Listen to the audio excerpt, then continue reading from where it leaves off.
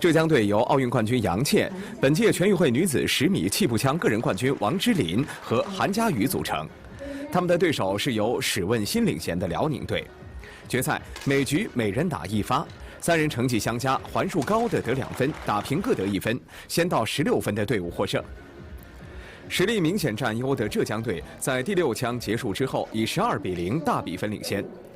第9枪，韩佳宇打出10.4环，王之琳10.8环，最后一个击发的杨倩10.5环，总环31.7环，浙江队再得2分。随后的一枪，王之琳打出10.9环的满环成绩，浙江队再胜一局，最终浙江队以16比4夺得了女子10米气步枪团体冠军。我觉得我今天总体发挥挺正常的吧，比较稳定吧。然后在情绪各方面控制的也还不错。我对决赛的表现还是挺满意的，也是一种很好的经历，我觉得锻炼到自己了。今天表现就还是按照资格赛那样正常发挥，就各方面其实都自己做的都挺好的。